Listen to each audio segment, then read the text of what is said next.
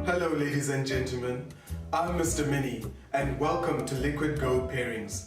Now you'll remember in our introductory episode of Liquid Gold Pairings, I said that Liquid Gold Pairings is about the exploration of the culture of luxury beverages, including wines, spirits, beers, ciders and non-alcoholic beverages. Now I said that the primary objective of Liquid Gold Pairings is to explore how these beverages may be enjoyed by pairing them with fine foods, luxury goods, lifestyle, and the experiences in which we usually enjoy these beverages. So in today's episode of Liquid Gold Pairings, I want to guide us through the 5 fundamental steps of wine tasting. First is glass selection. Second is swirling. Third is looking. Fourth is smelling. And fifth is of course the wine tasting itself, sipping. Wine glasses come in either of 3 basic shapes, namely the red wine glass, which is typically goblet or chalice shaped, has a wide rim for a mouth. This allows for the red wine to breathe, which is to say as much air for the purposes of getting as much oxygen into the wine as possible. This will help to bring out the aromas and flavors of the wine forth. And then secondly, we have the white wine glass. The white wine glass is typically tulip shaped, like the tulip flower. It has a smaller rim for a mouth compared to the red wine. This will allow for the wine to air, but not to the same degree as in the case of red wine. White wine doesn't need as much airing as red wine. And then lastly, we have of course the champagne flute, which is taller, has a smaller mouth for a rim compared to both the red wine and the white wine glass. And the sort of slenderness of the glass and its length helps to keep the effervescence, which is the bubbles in the champagne, in as long as possible. Now for the second step in wine tasting, having poured the wine in your selected glass, we now need to aerate it. We achieve this by swirling the wine. This is for the purpose of getting as much air, which is to say oxygen, into the wine as possible. As you'll remember, this will help to bring the flavors and the aromas of the wine forward. For the purposes of this video, I'll use some carbonated water. Having poured the wine, to achieve aeration, a simple gentle swirl is all you need to do. You don't want to lasso it like you Dumbledore in Harry Potter. Just a gentle swirl is all you need to do. You're getting as much oxygen into the wine as possible. That's all you do. Swirl, swirl, gently, gently.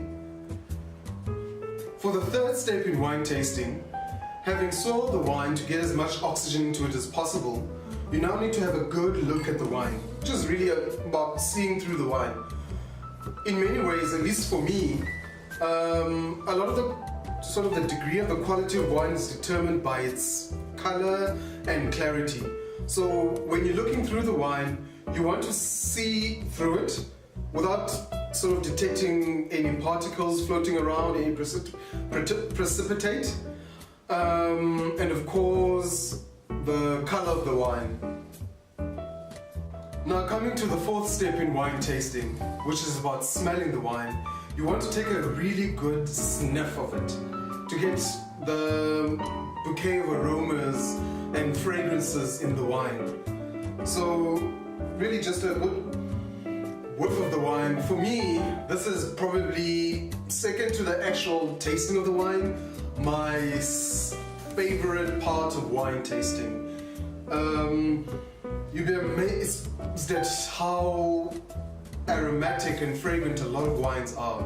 So take a good deep breath, a couple of sniffs.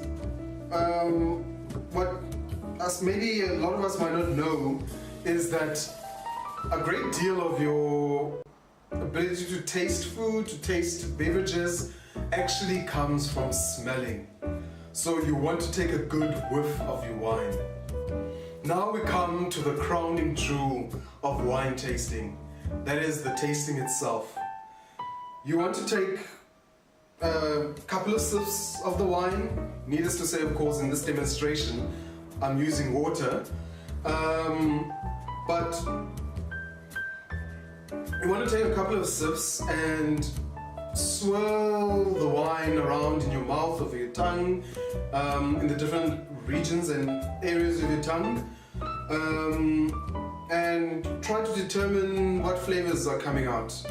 Of course, a lot of the wine tasting itself highly depends, your ability to detect the flavors highly depends on your past experiences and your memories.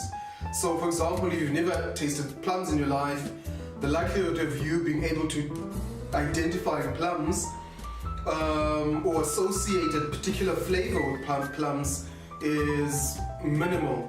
Rather, you might, your memory might bring to mind other foods or beverages or smells, whatever the case may be.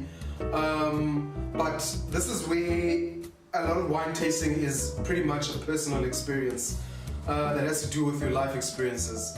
So go ahead and take a good couple of sips. Allow the wine to sit in your mouth and swirl it around in your mouth using your tongue, and see what flavors you are able to detect.